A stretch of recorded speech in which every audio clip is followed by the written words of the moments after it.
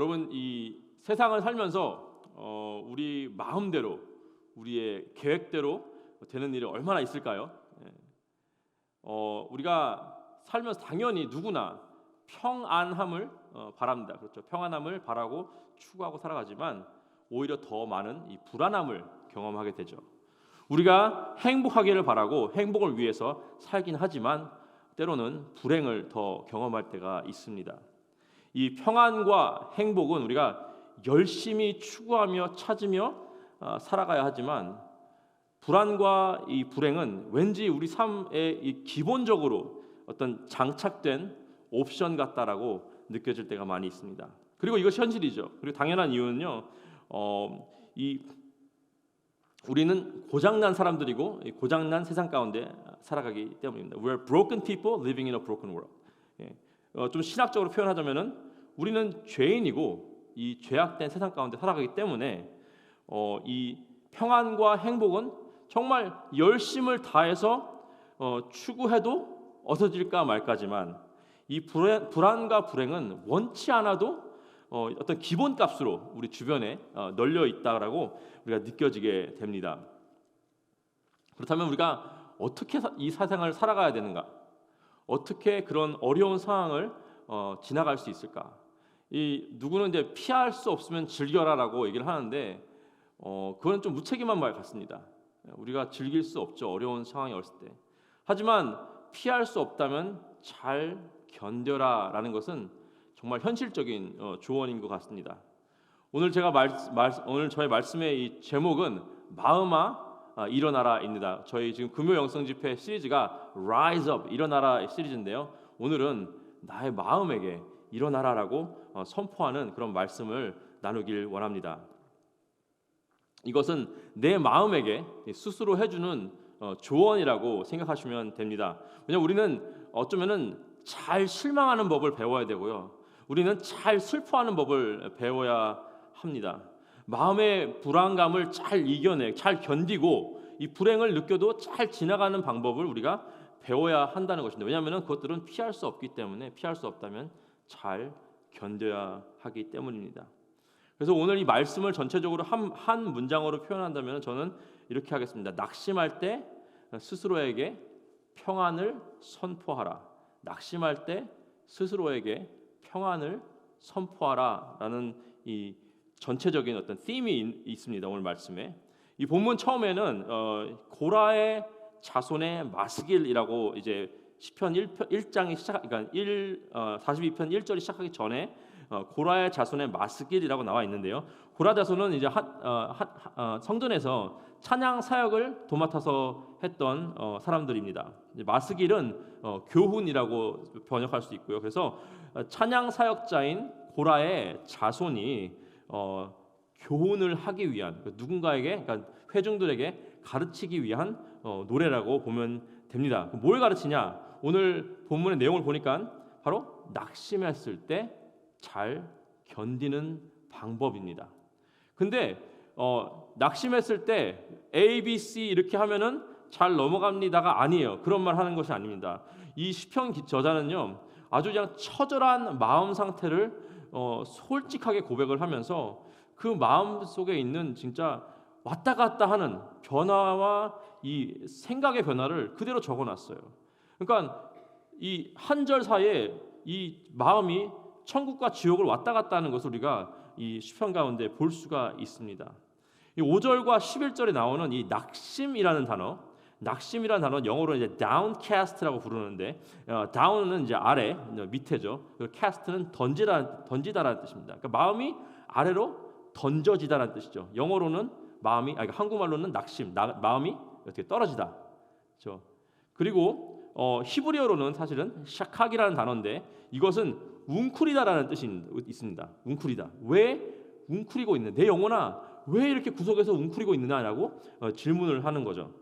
그래서 우리가 낙심할 때, 나의 마음이 떨어졌을 때, 던져질 때, 그리고 웅크리고 있을 때, 나의 영혼이 웅크리고 있을 때, 우리가 어떻게 그 상황 가운데서 잘 견디고 일어날 수 있는지 오늘 말씀을 통해서 살펴보고 배우는 은혜가 있기를 기도합니다.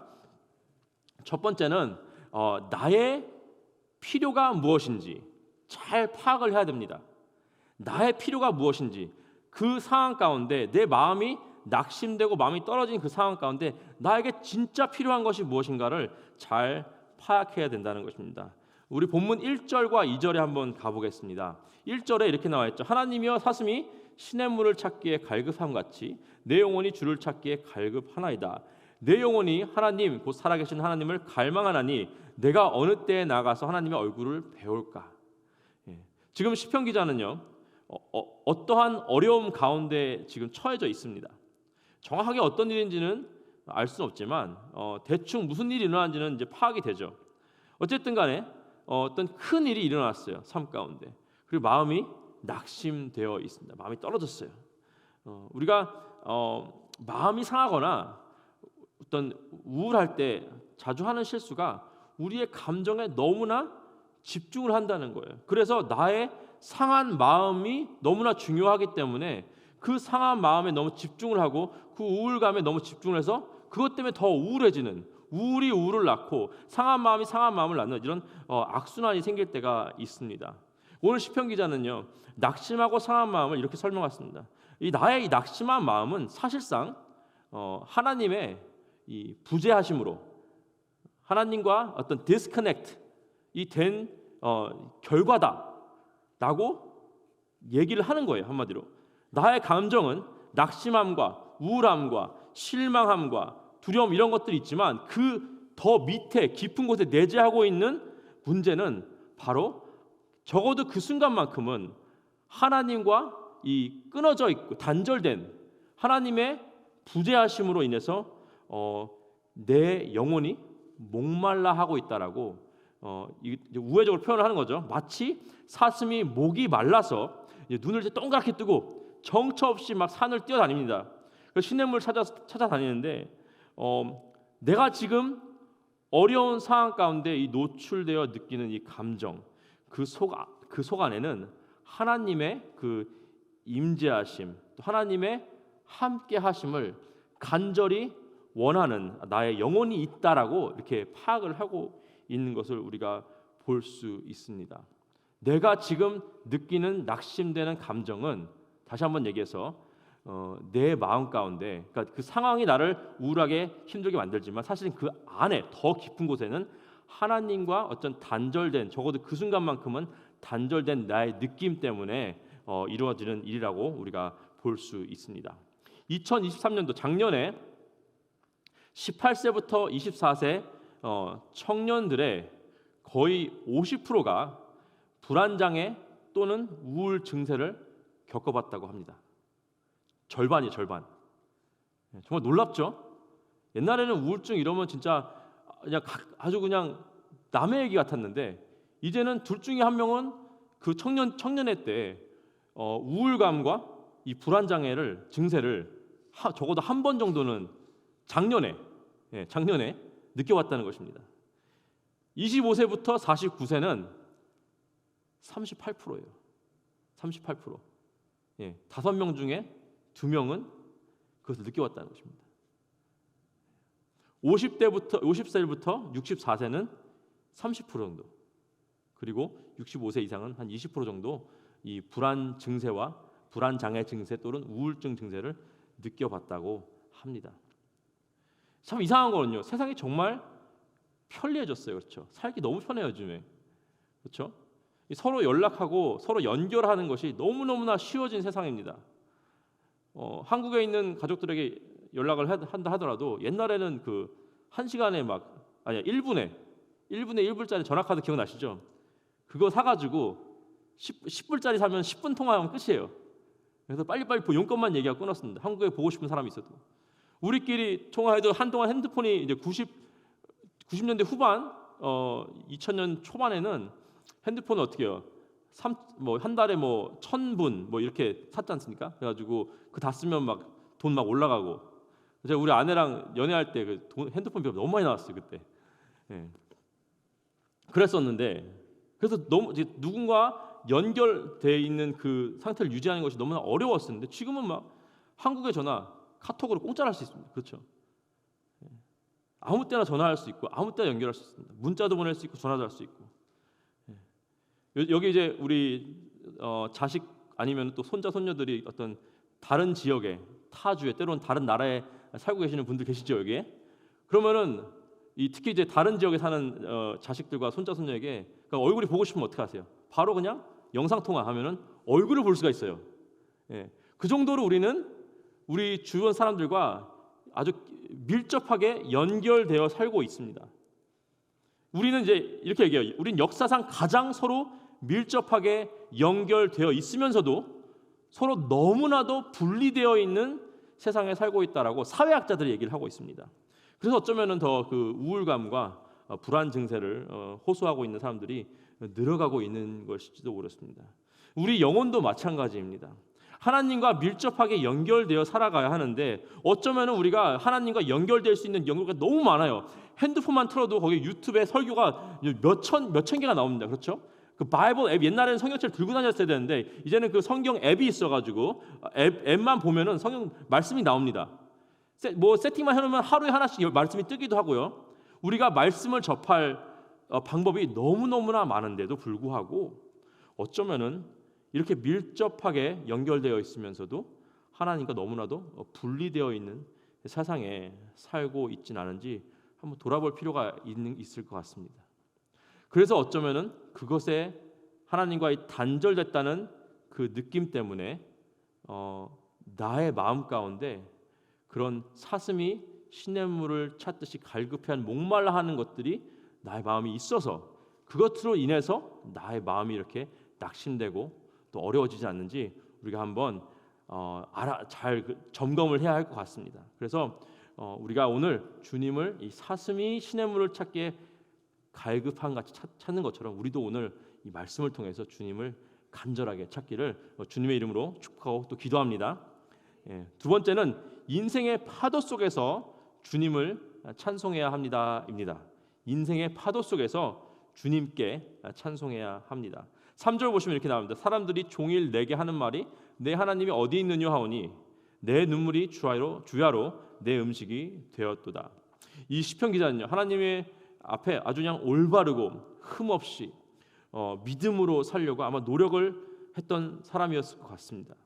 그리고 그의 신앙은요 찬양을 통해서 그리고 그 삶의 고백을 통해서 나타났을 겁니다. 근데 인생의 큰 파도를 만났어요. 어려운 일이 벌어졌습니다. 낙심하고 좌절하는 상황 가운데 놓여 있었습니다. 그러니까 주변에 그 사람의 어떤 그동안 했던 그 신앙적인 그러니까 그런 삶이 좀 안 이꼽게 여겼던 사람들이 있던 것 같아요. 약간 질투도 하고 또 짜증도 나고 자기는 멋대로 살고 싶은데 저기 고라의 자손이라는 찬양 인도자가 찬양만 잘하는 것이 아니라 삶도 굉장히 하나님 앞에 올바른 것 같아요. 근데 나는 삶이 괜찮은데 그 고라의 자손은 지금 삶에 어떤 큰 문제가 있습니다. 그래서 눈에 가시처럼 여겼던 이 고라의 자손이 어려운 일을 겪자 사람들이 이제 이때다 싶어서 조롱을 합니다. 너가 믿던 하나님 어디 있냐? 네가 그렇게 하나님 앞에서 열심히 살려고 그랬는데 맨날 이렇게 찬양하고 맨날 이렇게 주의 전 섬기는 척하더니 너의 하나님 지금 어디 있는 거냐? 왜 너한테 이런 일이 일어났냐라고 조롱을 하고 있습니다. 힘들고 어려울 때 우리 주변에 좋은 사람들만 있다면은 정말 위로가 되고 힘이 되겠죠. 하지만 이 시편 기자의 주변에는 오히려 이 기회를 잡아서 더 마음을 어렵게 하는 사람들이 정말 많았던 것 같습니다. 또 이제 넘어가서 9절과 10절을 보시면은 이렇게 나와 있습니다. 9절에 내 반석이신 하나님께 말하기를 어찌하여 나를 잊으셨나이까? 내가 어찌하여 원수의 압제로 말미암아 슬프게 다니나이까 하리로다. 내 뼈를 찌르는 칼 같은 내 대적이 나를 비방하여 늘 내게 말하기를 내 하나님이 어디 있느냐 하도다. 원수가 나를 압제하고 말로써 칼을 꼽는 거예요. 그 가슴 가운데 비수를 꼽습니다. 얼마나 힘들었으면 이 시편 기자 찬양 인도자인데 불구하고 하나님 어떻게 나를 잊으셨습니까? 나를 까먹으셨습니까? 라고 탄식을 하고 있어요. 예전에 인디아나에 살 때 제가 그때는 이제 청년부 부장집사였고 우리 박철 목사님께서 청년부 담당 전도사였어요. 우리 같이 이렇게 사역을 되게 많이 했습니다. 그래가지고 이제 매 학기가 시작되면은 새로운 학생들을 다 모아가지고 저희 집에 데려옵니다. 그래서 저희 집에서 이제 모여가지고 금요일 저녁에 밥을 먹고 성경 공부를 했어요. 그때 새로운 자매 하나가 왔어요. 이제 대학교 2학년이었는데 1학년 때는 어떤 이유에서인지 우리 교회에 나오지 못했는데 2학년 때부터 나오기 시작했어요. 그래서 서로 이제 나눔의 시간이 있었는데 그 자매가 하는 말이 신앙이 되게 좋은 자매였는데 자기가 1학년 때 어떤 이유에서든지 너무너무 힘들었다고 막 우는 거예요. 너무너무 힘들어서 정말 그 이유는 얘기하지 않았지만 자기가 너무 힘들었기 때문에 그 시기가 자기는 하나님께서 자기를 잊어버리신 줄 알았다고, 나에 대해서 까먹으신 줄 알았다고 그렇게 느꼈던 적이 있다라고 합니다. 우리가 그럴 때가 있죠. 4절을 보시면 이렇게 나와 있어요. 4절에 내가 전에 성의를 지키는 무리와 동행하여 기쁨과 감사의 소리를 내가 그들을 내며 그들을 하나님의 집으로 인도하였더니 이제 이 일을 기억하고 내 마음이 상하는도다. 이게 무슨 사람이면은 얼마나 지금 그 상황이 힘들었으면은 예전에 과거에 이 회중들과 함께 주님을 찬양하던 이 기억들을 떠올리는 것조차 힘이 든 거예요. 예전에는 하나님과 가까이 지낸 것 같았는데 지금은 날 잊어버리신 것 같고 내 주위의 사람들과 함께 찬양하며 이 기뻐했던 그 기억조차도 이제는 떠올리기도 짜증날 정도로 내 마음을 상하게 한다고 나와 있습니다. 나는 너무나 오늘 나는 너무너무 힘들고 너무너무 내 삶이 너무 고난인데 그래서 교회를 나오는데 주위 사람들 둘러보면 너무나 기쁘게 찬양을 하고 있어요. 아무런 삶에 문제가 없는 것. 나 혼자만 힘들어. 하나님을 하나님과 너무 가까이 걷는 것 같고 너무 다 은혜 받는 것 같고 다 신앙이 좋아 보이고 다 그냥 평안한 것 같아요. 나만 그냥 힘들어요. 나만 혼자 있는 것 같은 그런 느낌이 들 때가 있습니다. 그러면서 다들 이렇게 이 찬양 가운데 말씀 가운데 은혜를 받는데 나는 왜 이러지? 나는 왜 은혜가 안 되지? 나는 왜 이 찬양이 기쁘지 않지? 라고 스스로 질문을 할 때가 있습니다. 너무나도 마음이 힘들어서 너무나도 내 상황이 나를 짓누르고 있어서 그 시편 기자는요, 그 상황이 마치 바다 위에서 폭풍우를 만나서 이 파도와 물결에 휩쓸리는 것 같다라는 표현을 7절에서 하고 있습니다. 하지만 또 제가 말씀했듯이 이 11절밖에 안 된 짧은 시편 안에 천국과 지옥을 왔다 갔다 해요. 이 시편 기자의 마음이 왔다 갔다 합니다. 그래서 8절에 이렇게 나와 있어요. 낮에는 여호와께서 그의 인자하심을 베푸시고 밤에는 그의 찬송이 내게 있어 생명의 하나님께 기도하리로다. 7절에는 막 난 폭풍 안에 있다라고 고백을 하는데 바로 다음 절에 낮에는 여호와께서 그의 인자하심을 베푸시고 밤에는 그의 찬송이 내게 있어 생명의 하나님께 기도하리로다.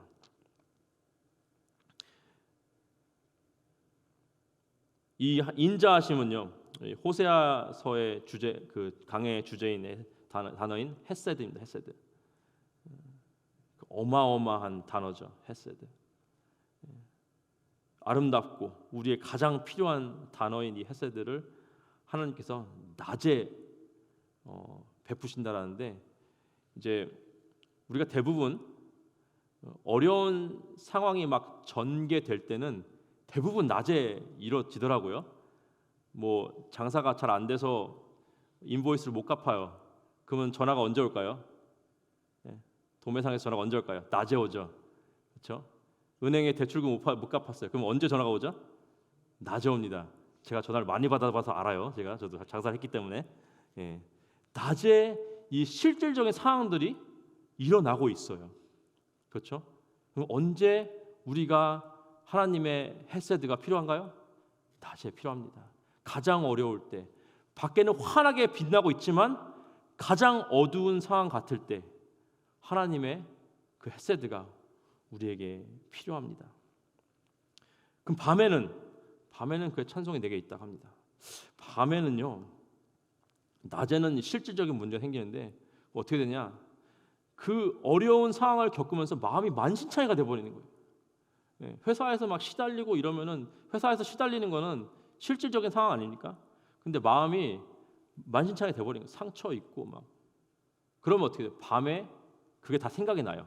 그러니까 밤에는 은행에서 전화 오는 것도 아니고 빚쟁이가 전화 오는 것도 아니고 나를 괴롭히는 상사가 내 옆에 있는 것도 아니에요. 근데 밤에는 그 낮에 일어났던 상황들이 내 마음을 이미 갈기갈기 찢어놨기 때문에 밤에는 그 생각을 통해서 나를 괴롭게 하고 있습니다.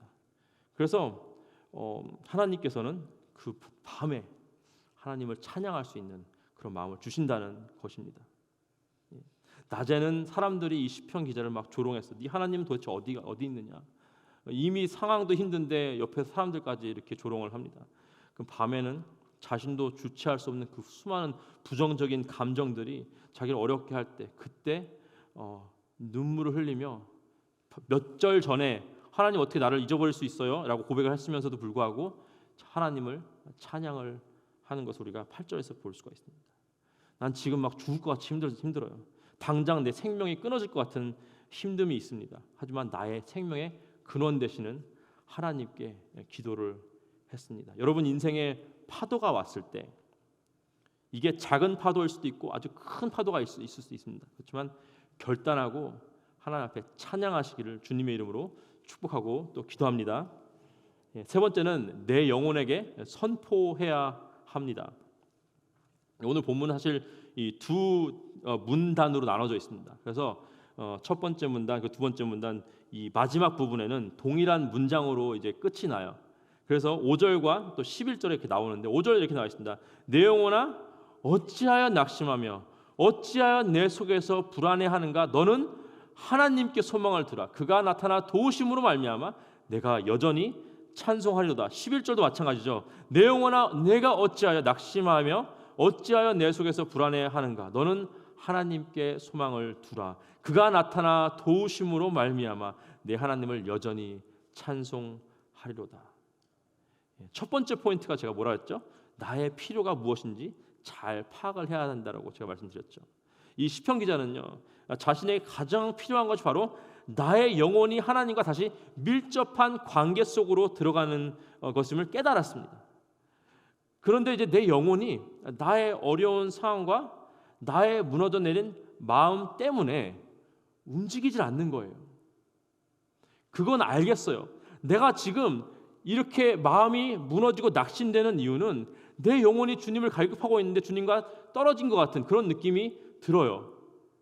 그래서 내가 하나님께 가까이 가면 되는데 내 눈앞에 펼쳐진 상황이 어렵고 내 마음은 이미 만신창이가 되어가지고 내 영혼도 움직이지 않는 거예요. 그래서 선포를 합니다. 기도가 나오지 않아요. 찬양이 나오지 않습니다. 입이 벌어지지 않습니다. 계속 낙심만 되고 마음이 떨어져 버렸고 불안해지고 있습니다. 2009년에 인도에서 만든 영화, 제가 인도 영화는 안 보는데 그 하나 본 적이 있어요. 그 제목이 Three Idiots. 혹시 아시는 분 모르겠는데, 그러니까 한국 제목은 새 얼간이들입니다. Three Idiots. 인도에서 이제 가장 우수한 공학대학에 이제 입학해서 졸업하는 데까지 스토리를 이제 그린 건데 세 명의 친구들이 그러니까 거기서 만났어요, 대학교에서. 그래서 여러 가지 이제 에피소드가 있는데 이제 그 세 명의 친구 중에 가장 중심되는 역할을 한 이 캐릭터 이름이 란초인데 그 란초가 이제 자신이 해결하지 못할 만한 어려운 일을 만났을 때 이 가슴을 두드리면서 그 인도식 영어 발음으로 all is well, all is well, 그러니까 all is well. 뭐예요? 다 괜찮다, 다 잘 될 거야라고 이렇게 얘기를 해요. 그래서 이제 그 영화의 클라이막스 부분에 어떤 이제 막 비가 엄청 와가지고 이제 거기는 하수구 시스템이 잘 안 돼 있으니까 비가 와서 홍수가 나가지고 막 다 차오르고 있는데 이제 아는 어떤 산모가 이제 애를 낳아야 되는 거예요. 정전되고 막 이제 병원에 못 가고 그래가지고 본인이 직접 이제 애를 받아야 되는 거예요. 이제 뭐 공학대학교 나온 학생이 뭘 알겠습니까? 그래가지고 막 책 찾아보면서 막 이제 하는데 이제 너무 막 전기도 나가고 막 이런 거예요. 애도 숨 안 쉬고 막 난 그래서 자신한테 이렇게 all is well, all is well, all is well, 괜찮다. 이러면서 이 문제를 해결하고 애를 잘 받아가지고 이제 애도 살고 산모도 살고라는 어떤 그런 해피엔딩으로 끝나는데 세상에서는 이런 것들을 이제 긍정적인 사고 방식, 우리가 문제를 맞닥뜨렸을 때 긍정적인 사고 방식이 있다면은 이겨낼 수 있다라고 이제 인간 중심적인 해석을 하죠. 근데 예수님을 믿는 우리는요, 그거 이상의 것이 필요합니다. 우리 누가 이거 못하겠어요? All is well, all is well. 우리 누가 못하겠어요? 우리 그거 이상이 필요합니다. 우리는 하나님의 임재하심이 필요합니다. 내 스스로 괜찮아질 거야 그런 게, 그건 인간적인 거고요. 그 이상의 것, 하나님의 임재하심과 이 주권의 하나님을 믿는 믿음이 필요한 것입니다. All is well 이게 아니라 all is His will. All is well이 아니라 all is His will. 모든 것이 괜찮은 게 아니라 모든 것이 주님의 뜻이다라는 믿음이 우리에게 필요하다는 것입니다. 하나님께서 온 세상 만물을 주관하시고 여러분과 저도 그 손으로 이 골로새서에 나와 있죠. 감싸 안고 있다라고 하십니다. 그 사실을 우리가 깨닫는다면은 우리가 도저히 움직여지지 않는 내 영혼에 이 시편 기자처럼 선포할 수 있습니다. 내 영혼아, 낙심하지 말고 불안해하지 말아라. 내 영혼아, 하나님께 소망을 두라. 내 영혼아, 하나님을 여전히 찬송하라. 아멘. 여러분, all is well이 아니라 it is well이라는 찬양 아시나요? It is well. 예, 내 영혼 평안해, 내 평생 가는 길. 찬송가 413장입니다. 여기서 이제 이 찬송가의 작사자가 호레이시오 스패퍼드라는 사람인데 1873년도에 작사했죠. 아시는 분 다 아실 거예요. 이분이 어떻게 이 찬양을 만들었는지. 1절 가사 이렇게 나와 있습니다. 내 평생에 가는 길 순탄하여 늘 잔잔한 강 같든지 큰 풍파로 무섭고 어렵든지 나의 영혼은 늘 편하다. 내 영혼 평안해. 내 영혼 평안해. 우리가 모든 상황 가운데 이렇게 고백을 했으면 얼마나 좋겠습니까? 그렇죠? 제가 한번 이분의 스토리를 이제 예전에 들으면서 상상을 한 적이 있어요. 정말 이 사람이 이 글을 썼을 때 얼굴에 어떤 표정이었을까? 어떤 감정을 가지고 썼을까 생각해봤습니다. 진짜 내 영혼 너무 평안하다. 진짜 평안하다. 이렇게 생각하고 썼을까요? 이 스토리 아시겠지만 그는 이제 1800년도 후반에 잘 나가던 시카고 변호사였습니다. 돈도 많이 벌었죠. 근데 어떻게 시카고 대화재가 1871년도에 일어났어요. 그래서 모든 것을 잃었습니다. 애가 5이었는데 결혼을 했고 애가 5이었는데 4살짜리 아들이 열병으로 죽었어요. 그러니까 모든 것을 잃고 이제 아무것도 없는 상황에서 이제 아들이 죽었어요. 그래서 이제 좀 너무나 삶이 힘들어서 좀 쉬자라는 마음으로 아내와 남아있는 4명의 딸을 영국으로 배를 타고 좀 보냈습니다. 자기도 이제 거기 좀 정리하고 따라갈 테니까 먼저 가서 좀 쉬고 있으라. 근데 가는 길에 대서양을 건너던 그 배가 폭풍을 만났습니다. 그래서 그 배에 타고 있던 많은 사람들이 죽었어요. 그리고 그 스패퍼드의 4딸이 다 죽었습니다. 거기서 아내만 살아남았어요. 아내가 영국에 가까스로 도착해서 이제 그때는 이제 카톡이 없으니까 전보를 칩니다. 전보를 치는데 거기서 saved alone. What shall I do? 혼자 살아남았어요. 이제 어떻게 하면 좋을까요?